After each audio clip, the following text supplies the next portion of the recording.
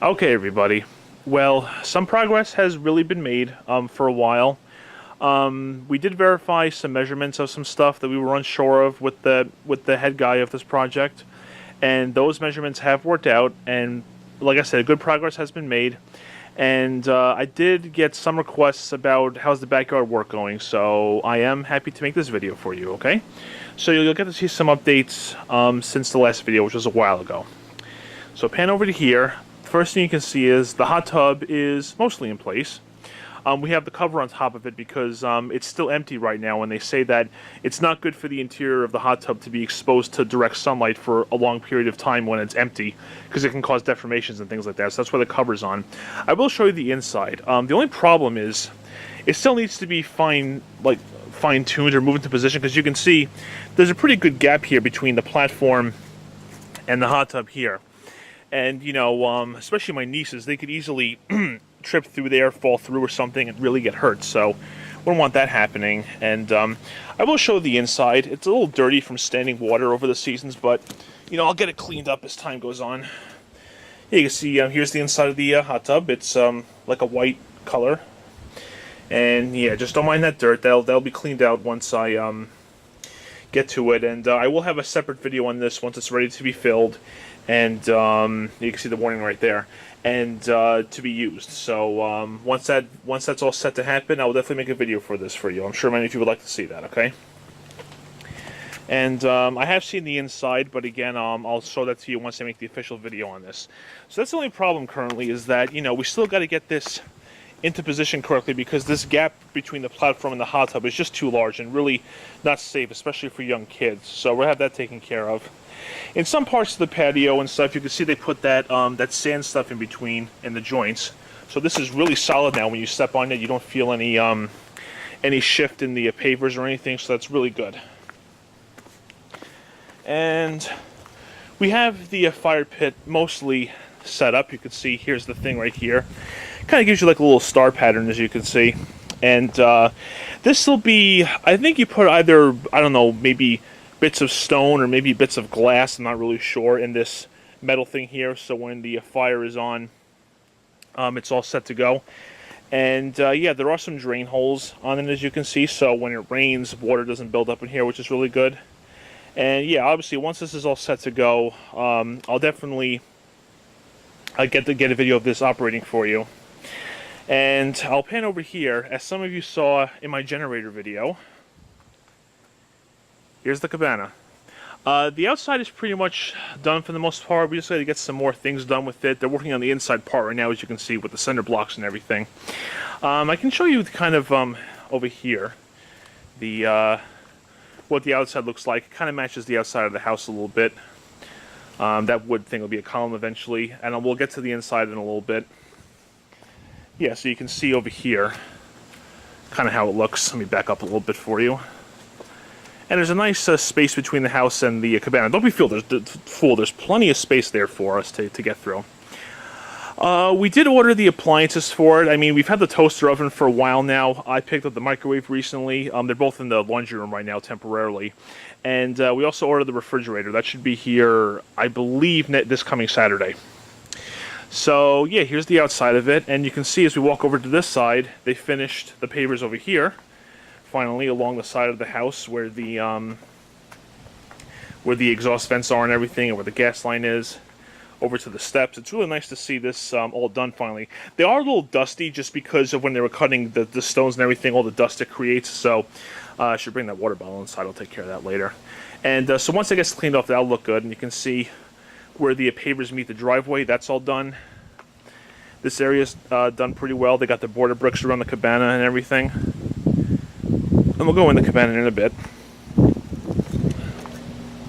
One thing I did point out over here, you know, by the air conditioners, was this dirt area just looked too small compared to this area right here. Okay, now I know it's not really possible to make them both equal size, but I just asked the guy if he can make it a little bit larger, and he will. Once he cuts these bricks, or pavers, whatever you want to call them, to the proper degree and everything, then they can bring this out a little bit more. I think my mom and I said we want to raise up the dirt a little bit more, which we can. You can see there's plenty of space below the basement window, so we can easily bring it up, and we shouldn't have any problems doing that. But yeah, this looks all good here. where the pavers meet the driveway. You can see it's pretty much looking good. And there's the side of the cabana. You saw right there. I think when you caught the side of the cabana in my generator video, you saw the cabana itself, but you didn't really see the pavers there yet because they weren't there yet. So just got to fix that area up a little bit, then I think it should be okay. Now over here, what we're planning to do is, here's the back doors to the cabana where you can get where we're going to put the snowblower and stuff in the future. We're going to have this kind of, I believe what the plan is, this is going to go out like this, where these posts are. We're going to have a diagonal to there, and then it's going to go parallel with the cabana all the way to the end. And we are going to have to put a railing and stuff or a fence by code, just because it's going to be a little bit higher than the ground here, as you can see. So yeah, they'll have to do that where the process is and everything. But right here, where this is here, I'm stepping really hard on this, very solid. So these people really knew what they were doing. So it's very very well built for sure. And it all comes up over there. So okay, so what we can do is we'll go inside of the cabana and show you what they did so far. Now, for much of this project, when it was still in the cinder block portion, we had two guys doing most of the job when it was just a cinder block thing. I believe they're Polish, if I'm not mistaken, but regardless, these guys are fantastic. I mean, they make sure everything is level, everything is even. These two guys, they don't fool around. I probably mentioned this to you several videos ago on this, but I mean, I got to stress again, these guys are fantastic, and they're the ones who did this cinder block work right here, as you can see, and for the inside of the cabana. And this particular floor tile, they actually, you can see it's the running bond pattern, and I love the running bond pattern. It's a nice, simple pattern, very easy, and I like stuff like that. So they actually asked me, how would you want the tile to go? And then my mom actually asked me, what do you think? And then they showed me the running bond pattern, and I was like, yeah, do that pattern, because I love this pattern. It's nice and simple, and not too complex. So I'm really glad they did the running bond pattern with the tile in here. As you can see right here by the entrance, we have a drain grate that actually, it was dug up before, that actually goes along here, and I think it meets up with the other drain pipes from the house. So that's how that's going to drain away for the entrance there. And you see we got the border bricks along here. And yeah, so let's go inside. And yeah, this has don't be fooled. There's a lot more room in here than the video might show. It actually has a lot more than I thought it would have. So I'm happy I was proven wrong on that. So here's the inside. You can see the ceiling is it's a white ceiling. My only concern about that is, as much as I like white, is the smoke from the grill. This might discolor, is that the word? You know what I mean, over time. So we'll have to see about that. We'll have an exhaust system set up at some point. Maybe that'll help, but when we get to that, we get to it, okay? So over here, here's more of the tile. You can see that running bond pattern, like I said. And the reason why they're using cinder blocks to set up all this stuff in here is because the countertop's going to be granite, and as you know, granite's very heavy, and it needs very good support. So this is why they're having it set up like this way, because these cinder blocks will give fantastic support for the granite. So the plan is that, let's see, the sink is going to be in here, okay? This will just be counter space. This area from there to there is going to be the grill, okay? Now, at some point over here, I think it's in this area roughly, there's going to be like a burner, like a stove. It's not going to be attached to the grill like in the Long Island house. It's going to be separate over here. Then this will just be basic counter space for the toaster oven and the microwave. And then the refrigerator is going to go in this area right here. I don't know how wide this is exactly, but I measured it with my mom several times. It's more than enough wide to fit the refrigerator in here and through the entrance. So that's one thing we made very, very sure of. Especially, even the head guy did that too. Lots of credit to him for that.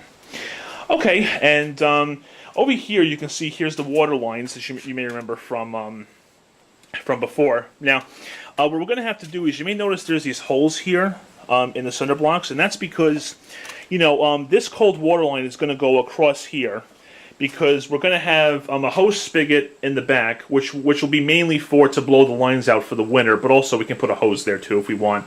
And you can see the opening right there for where it goes to. But also we need one for the refrigerator. So let's go inside into the storage area, and I can show you that. Okay. And here's the storage area. Nothing really fancy about it, just an unfinished area. Probably keep it this way. Let's see. Yeah, so my mom and I kind of did some rough things to give an idea of where things would go. So this rope going through here is where we're showing. This is where the water line is going to come out to here. Okay. I went kind of fast. Sorry about that. Here's the window facing the back, and here's those back doors from the inside.